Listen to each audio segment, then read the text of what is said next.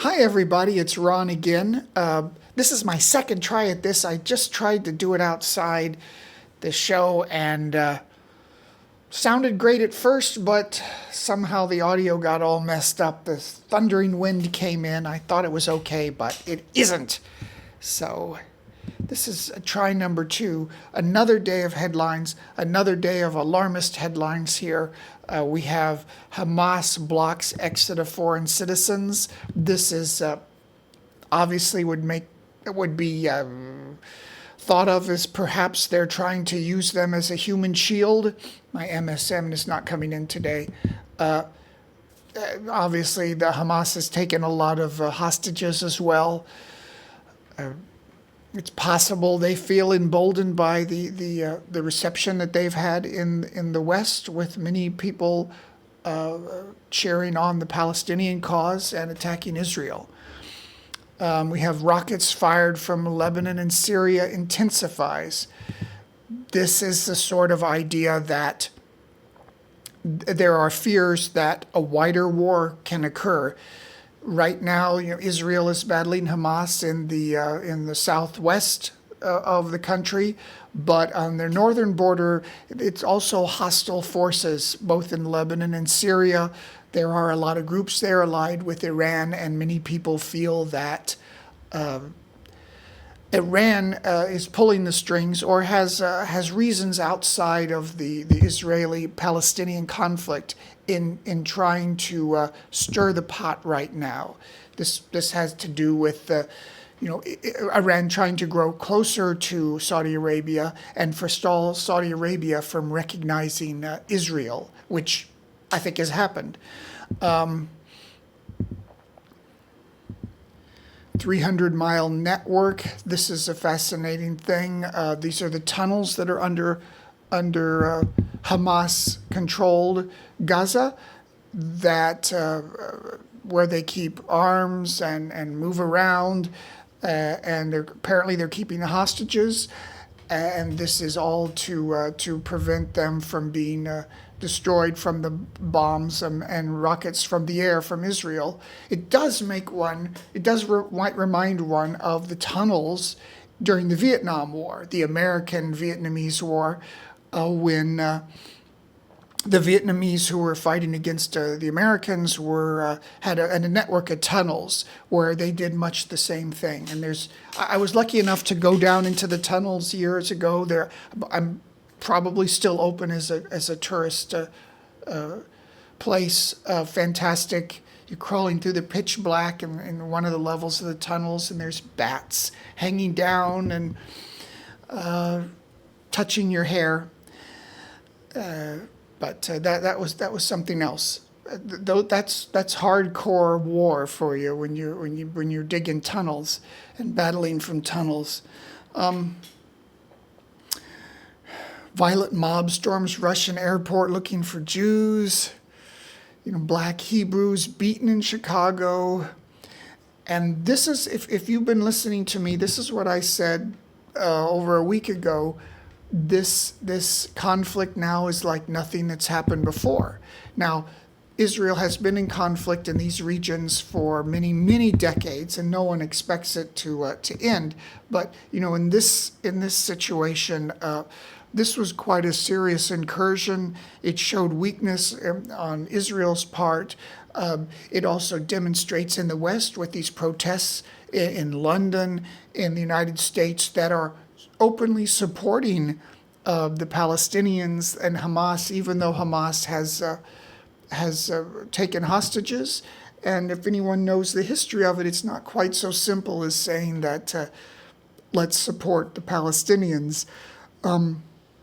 So the idea here is that people who might want to act up against the American imposed order in the world might find that right now is a good time. And certainly Iran, certainly the other groups that want to disadvantage Israel, they see the reaction in the West, the reaction in social media. I mean, my Facebook was filled with ads in the past few days about to give aid, a lot of them to the poor suffering families in Palestine.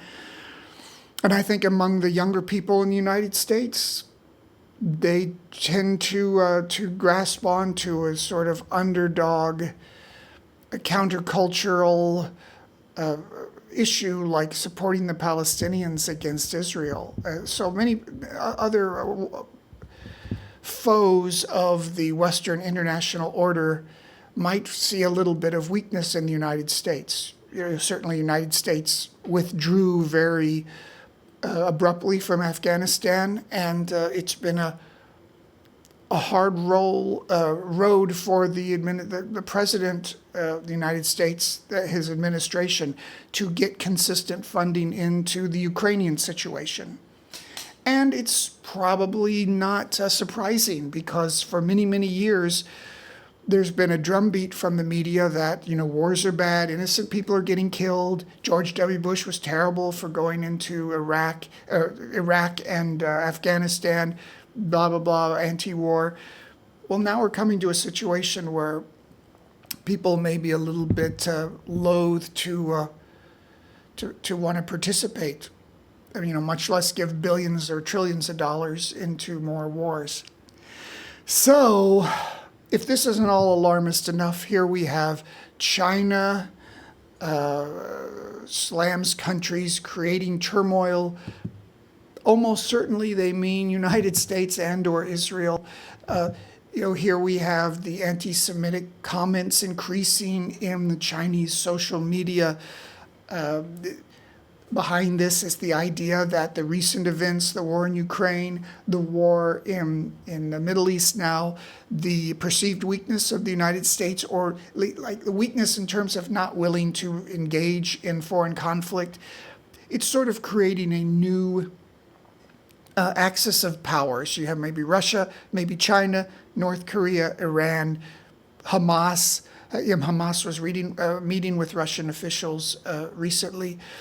And perhaps caused by the really complete isolation that Russia was under after invading Ukraine. All of these disparate things seem to be creating a new dynamic of powers that are banding together to resist the long-standing Western imposed order, a geopolitical order. Biden impeachment looking more likely. There's a lot that can be said about impeachment. I try to make things as top level as possible. What I think we have now is a sort of tit for tat situation where impeachment is sort of seen as just a political tact at this time, as opposed to a very serious, weighty thing. For instance, Nixon's impeachment, Clinton's impeachment. For months before the impeachment was ever even voted on, they had many committees, televised committees that had all the evidence, sort of preparing it in the public's mind to show that there was a reason to go after the president, which was formerly thought of as a very grave and remote power and responsibility. So they worked very hard to do that. During the Trump administration, rightly or wrongly, and I think he was right probably to have some of these actions taken against him in impeachment, but perhaps the way they were conducted and in the time of polarization caused people today to say, well, we've got the votes in Congress. Let's just vote, and now tit for tat. Now we're going to get Biden, and there's certain things that in the two Trump impeachments, one could look at and say they didn't have the long buildup of committees to focus this in the public minds. The first impeachment was about this Ukraine thing and trying to get them to go after Biden. I think there was a month of committee meetings, but I don't think in the public's mind it was ever set that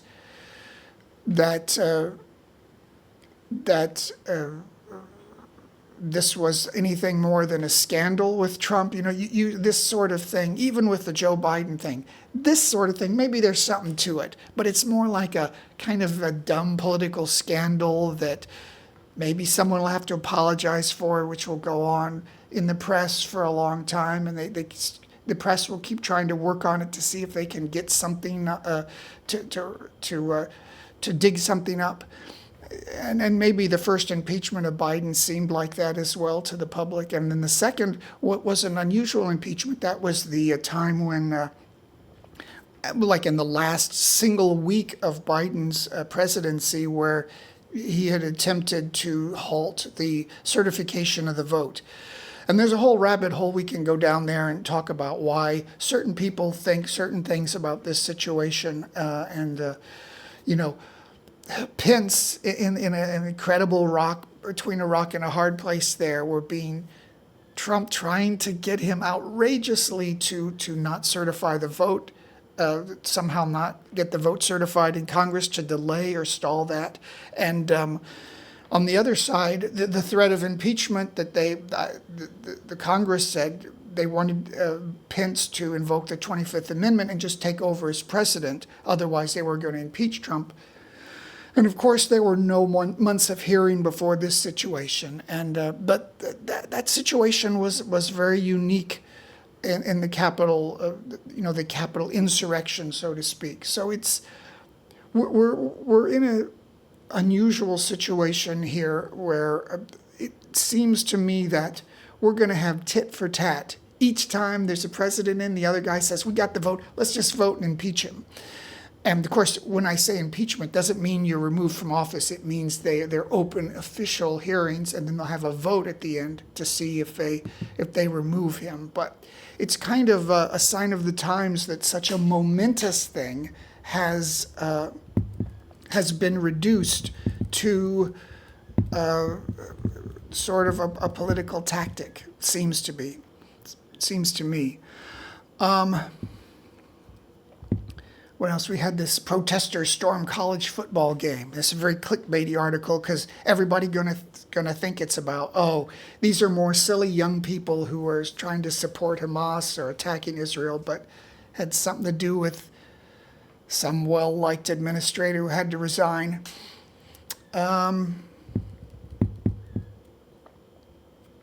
What else do we have here? This universal income thing that they're trying in the United States, some states are giving people checks, I guess, as a baseline, so they don't have to worry about it. It seems outrageous, and it seems like, how could you sustain that, basically putting everyone on a kind of welfare? But sign me up. I'm not going to turn it down. I'll take several checks. Thank you very much. Worst October for stocks in years, has investors exiting market. Just, in the last week we had a big kind of a correction in the stock market. But it's interesting to note some factors. We have October, this time of year, is the worst, usually the lowest time of the year. And you get a higher peak maybe in May, maybe before the summer, not always. But these are the yearly cycles we have as normal. Anytime there's going to be a big rupture in the economy, usually it's around this time of year. All the historic ones have happened at this time of year for various reasons. But this is the cycle that it goes on. And on the other hand, and I've mentioned this before, past weeks, where it's been a long time since there has been a major recession or a major rupture of the economy. The last thing we had was 2008 or 2009, the home mortgage crunch situation, and since then, governments in the United States principally, both Republican and Democrat presidents, have pumped incredible amounts into the economy, at least, I believe, $1 trillion a year, and it's sort of artificially created this prosperity. I've read all kinds of articles about other factors and productivity, but whatever it is, people start to feel a little itchy now, especially with inflation that's been on the rise in the United States in the past couple of years, that it's time for one of these corrections again. And this is interesting. It might be interesting to non-Americans who are not seeped in this, in the lore. You know, we have in America since 2016, the media has tried to brand states as red or blue. Blue states meaning the liberal Democrat states, or red states meaning the Republican or conservative states. So we have in the middle of the country, we have a lot of red states, and then we have on the West Coast, we have the blue liberal states, usually characterized by higher taxes or higher property taxes or special taxes on the rich. And whether or not these are true, and I've read articles on either side, people saying that ultimately the state, local, and taxes in these states like New York there on the right side and California on the left shouldn't really impact people as much as in other states. But this shows there must be some real feeling and an impact from this. And it shows how people flee the higher tax states or the perceived more liberal states and going to other states. And the other factor for these blue states like New York or California is the changes in law and how they prosecute people. So as I'm sure you've seen, you know, the degradation of cities like Los Angeles and San Francisco, you know, prostitutes on the street quite openly, the horrible conditions, stores shutting down because of looting. You know, in New York, you have the situation where certain crimes you used to be arrested for, you know, strong arm robbery. Now they just let you go. It's sort of like a misdemeanor or something like that. This is those sorts of laws were trying to pander to certain classes of voters, but we'll see where it all leads. I think there has to be a snapback against some of this. The drain out of these states can't happen forever. And finally, we have here, oh, well, something that makes me wonder. This isn't a guy, a crypto guy, made billions of dollars, $40 billion. I'm sure, you know, if you just siphoned off a little bit of that, get yourself a few million in a Lamborghini or something. You know, whenever I read this, I mean, I lived through the dot-com bubble of the, like, around 2000 or 2001. And, you know, I lived through all this NFT and crypto nonsense, and now that's burst. I always wonder, you know, I think I'm technically as smart as some of these guys. And you always wonder, did something pass me by, my big opportunity for the big score? You know, I don't know. I don't want to get arrested and I don't want to cheat people, so I don't know. Maybe that proves I'm smarter than some of these guys who go for the gusto and then now they're on the lam for the rest of their lives. So that's all for today, but let me just show you this. This is my novel. I am a writer, in case you didn't know. This is my latest novel. It is a work of literature that I worked very hard on for a long, long time, and it's about young people, foreigners who come into Thailand, to Bangkok to work, as well as locals, Thais, who are living and working here, their hopes, their dreams, their aspirations against a backdrop of a quickly changing world and civilization. I think it tried to make it to stand on, to be a book for Thailand like Burmese Days is for Burma or Myanmar, and like Passage to India is for India, a way to how people's relationship with a place, the remoteness of the place, the introspection that causes, it creates in people. So I'm sorry for mentioning my little book in the same sentence as those other great works, A Passage to India and Burmese Days. But I have my hopes and dreams too, like the Forex Kings, but I'm not going to cheat you and then run off like they do. So allegedly. So I think that cures everything if you say allegedly. So anyway, until tomorrow, bye-bye.